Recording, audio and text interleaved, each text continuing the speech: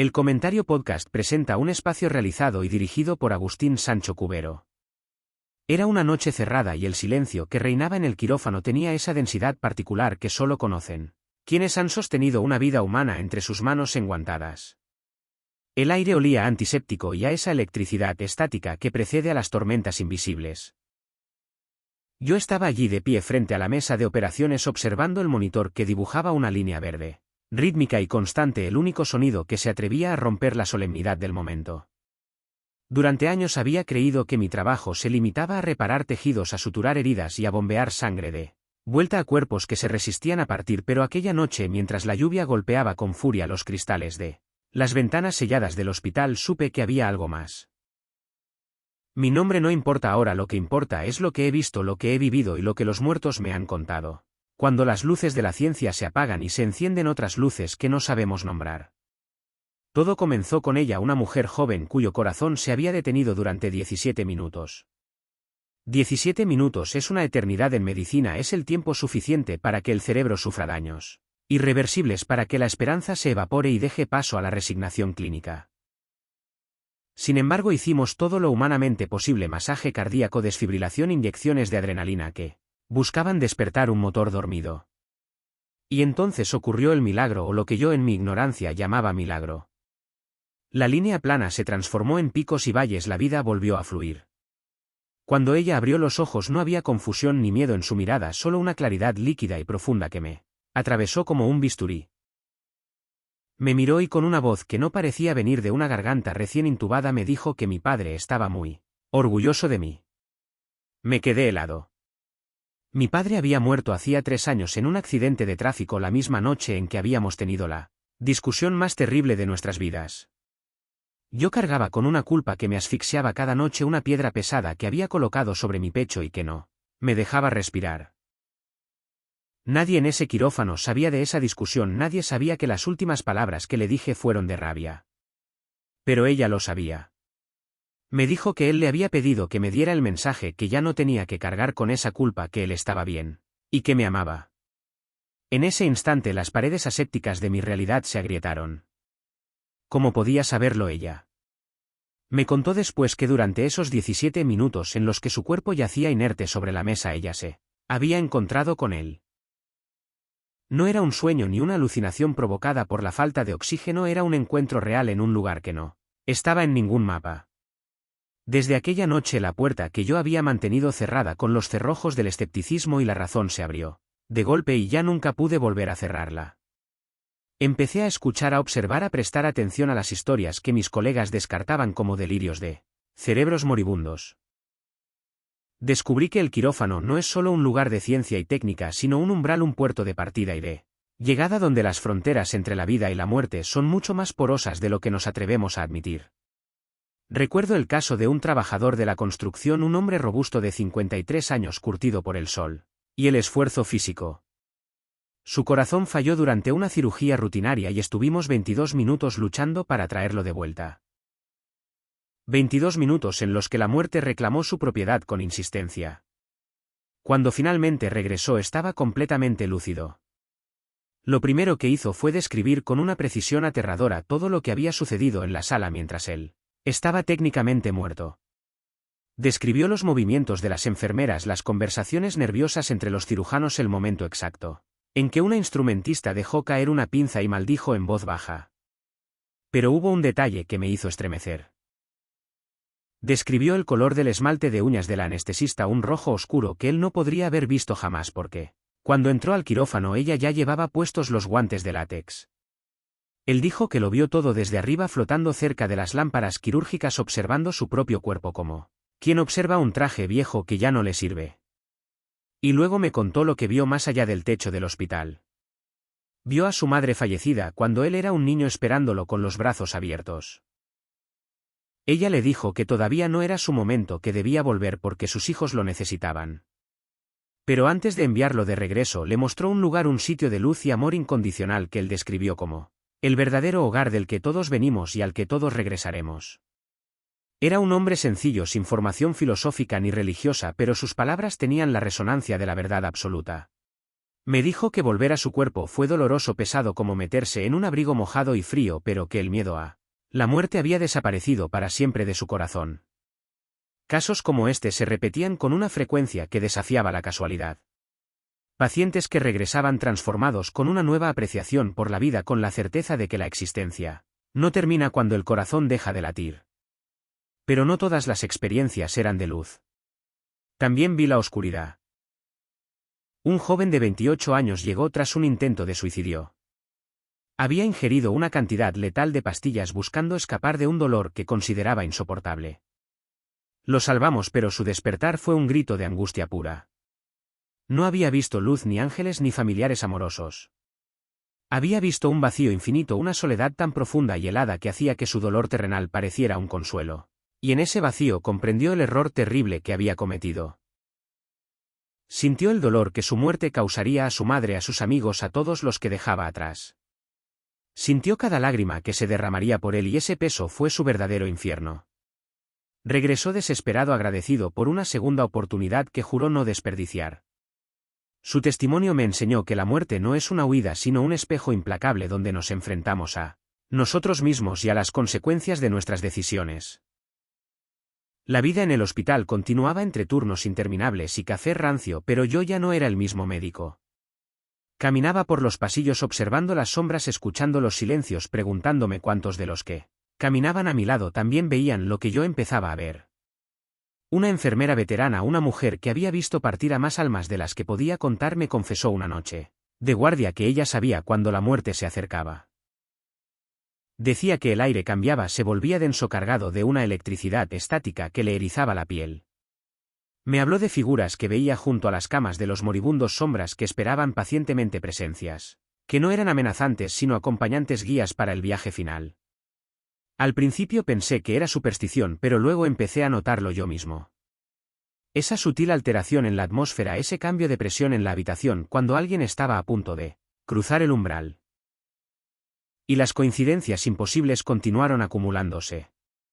Operé a una anciana de 92 años, una mujer frágil como un pajarillo que sobrevivió a un paro cardíaco, contra todo pronóstico.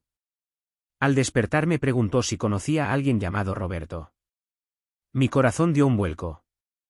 Roberto era el nombre de mi padre. Ella insistió diciendo que un hombre con ese nombre se le había acercado mientras estaba inconsciente y le había dado un mensaje para mí. Debía buscar en el segundo cajón del escritorio de mi padre un documento que llevaba meses buscando y que era causa de disputas familiares. Esa misma noche fui a la casa de mi madre, abrí el viejo escritorio que nadie había tocado en años y allí estaba el documento escondido bajo un fondo falso, tal como la anciana me había dicho. Mis manos temblaban al sostener el papel. ¿Cómo podía explicar eso la ciencia médica? ¿Qué conexión neuronal, qué sinapsis errante podía justificar que una desconocida tuviera acceso a un secreto guardado en un mueble a kilómetros de distancia? La única explicación lógica era la que mi mente racional se resistía a aceptar, que la conciencia no está confinada al cerebro, que existe una red invisible que nos conecta a todos, vivos y muertos, y que en ciertos estados alterados podemos acceder a ella. Otro caso que marcó un antes y un después en mi comprensión fue el de una madre con cáncer terminal. Sabía que iba a morir y su mayor angustia era dejar a sus 3 hijos solos. Durante una crisis en la que su corazón se detuvo, tuvo una visión. Vio el futuro de sus hijos. Vio a su hija mayor graduándose con honores, vio a su hijo mediano casándose con una mujer pelirroja que aún no conocía, vio a la pequeña convertida en doctora. Regresó con una paz absoluta. Me dijo que ya no tenía miedo porque sabía que ellos estarían bien. Murió semanas después con una sonrisa en los labios. Con el paso de los años mantuve contacto con la familia y vi cómo cada una de esas predicciones se cumplía con una exactitud matemática. La mujer pelirroja apareció en la vida del hijo 2 años después, la hija mayor recibió sus honores y la pequeña, que entonces solo soñaba con ser veterinaria, acabó estudiando medicina y convirtiéndose en pediatra. Era posible que el tiempo no fuera lineal como creemos. Era posible que pasado, presente y futuro coexistieran en un plano superior al que accedemos cuando nos liberamos de la materia. Las preguntas se acumulaban, pero las respuestas no venían de los libros de texto sino de los labios de quienes regresaban de la orilla. Un neurocientífico, un hombre de mente afilada y convicciones materialistas, llegó a mi mesa con un aneurisma. Después de su experiencia cercana a la muerte, sus cimientos intelectuales se derrumbaron. Me confesó con humildad que el cerebro no era el productor de la conciencia, sino un simple receptor, una antena que sintoniza una señal que está en todas partes. Me dijo que había estado en una biblioteca infinita donde el conocimiento no se leía sino que se absorbía instantáneamente, donde las ecuaciones matemáticas eran música y la geometría era amor. Trajo de vuelta soluciones a problemas técnicos que le habían obsesionado durante años, soluciones que funcionaron en el mundo real. ¿Cómo podía un cerebro hipóxico y moribundo generar información nueva y compleja? No podía. La información venía de otro lado. Y luego estaba el tema de las despedidas. Los pacientes terminales que en sus últimas horas comenzaban a hablar con seres invisibles para nosotros. No eran diálogos inconexos, eran conversaciones fluidas llenas de emoción y reconocimiento. Vi a un anciano saludar a su amigo de la infancia fallecido 70 años atrás, un amigo del que no había hablado en décadas. Vi a niños hablar con abuelos que murieron antes de que ellos nacieran, describiendo sus rostros y sus ropas con detalles que no podían conocer. La medicina llama a esto alucinaciones del final de la vida, pero yo aprendí a verlo como lo que realmente es: el comité de bienvenida. Vienen a buscarnos. No nos vamos solos.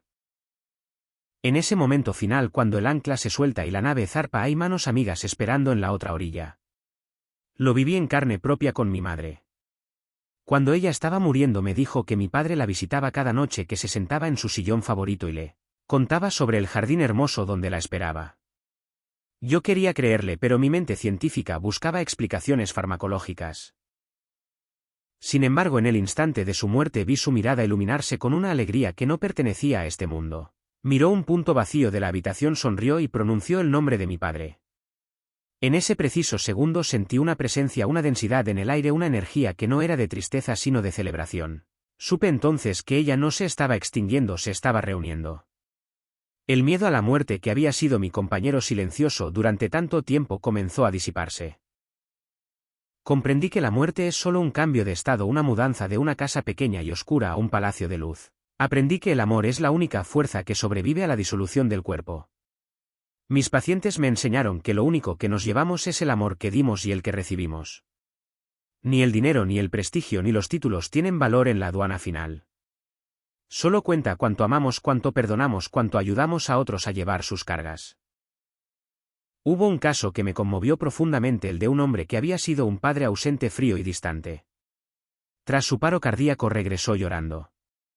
Había visto la revisión de su vida, pero no como una película, sino sintiendo en su propia piel el dolor que había causado a sus hijos con su indiferencia. Sintió su soledad, su anhelo de afecto, su decepción.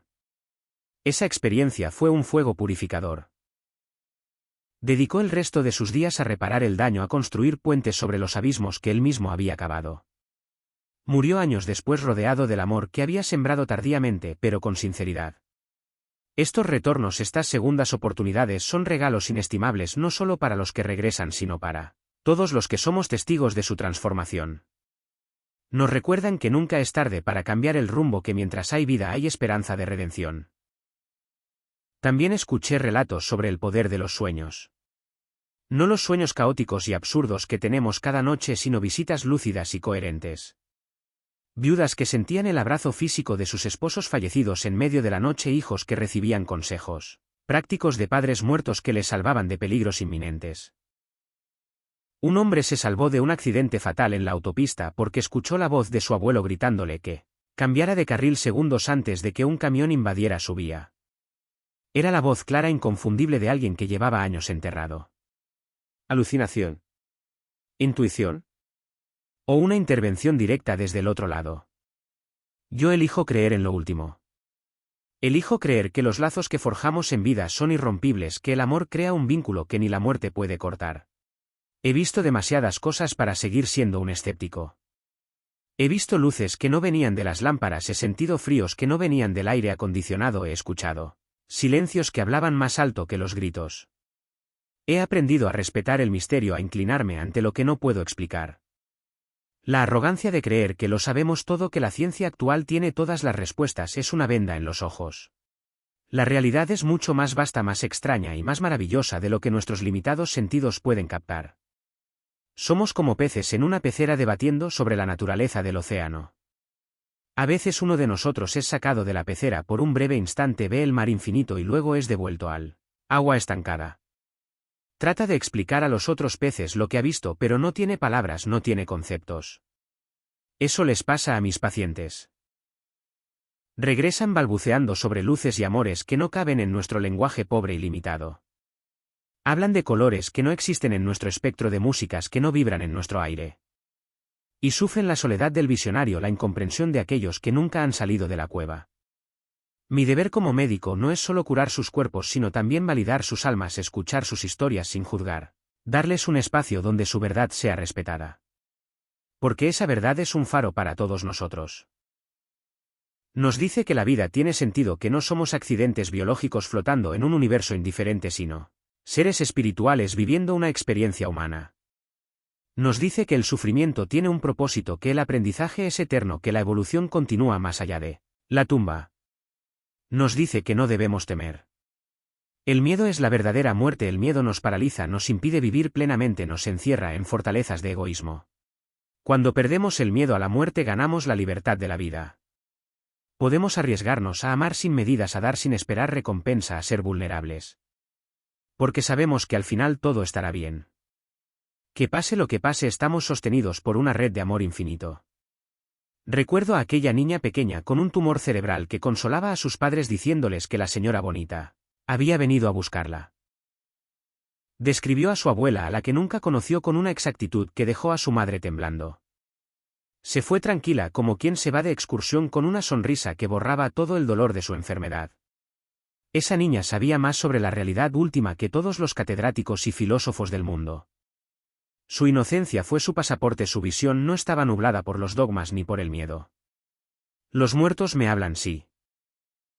Me hablan a través del brillo en los ojos de los que regresan, a través de la paz en los rostros de los que se van, a través de las sincronías y los milagros cotidianos.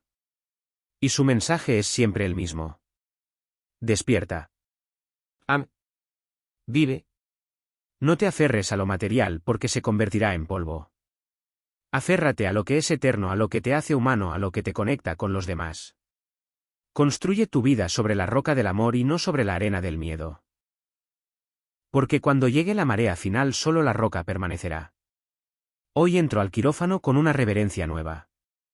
Sé que cada cuerpo que toco es el templo de un misterio sagrado. Sé que cada latido es un eco de un ritmo cósmico. Y sé que aunque mi trabajo es luchar por la vida, la muerte no es una derrota. Es solo un cambio de guardia, un relevo en la infinita danza de la existencia. A veces, cuando el monitor pita y el silencio se hace denso, siento que no estamos solos. Siento la presencia de aquellos que ya cruzaron, observando con benevolencia, esperando el momento de tendernos la mano. Y eso me da una paz que ninguna medicina puede ofrecer. La certeza de que somos eternos, de que somos amados, de que nunca jamás estamos solos. Esta es la verdad que he encontrado entre bisturís y gasas, entre la vida y la muerte. Una verdad que ha cambiado mi vida y que espero que pueda tocar la vuestra. No es una verdad científica probada en laboratorios, es una verdad del corazón probada en el fuego de la experiencia humana. Y al final esa es la única verdad que importa. Que la luz nos espera a todos. Que el amor es la respuesta a todas las preguntas. Y que el final es solo un nuevo principio. Así sigo mi camino, un cirujano que ya no solo repara cuerpos, sino que también escucha a las almas, un testigo asombrado del gran misterio, un hombre que ha aprendido a mirar más allá del velo y a encontrar esperanza en la oscuridad. Porque la oscuridad es solo la sombra de una luz que no podemos ver todavía, pero que está ahí, siempre ha estado ahí. Y siempre estará esperando el momento de abrazarnos y darnos la bienvenida a casa. Espacio realizado hoy. Dirigido por Agustín Sancho Cubero. Gracias por su atención, hasta la próxima edición del programa.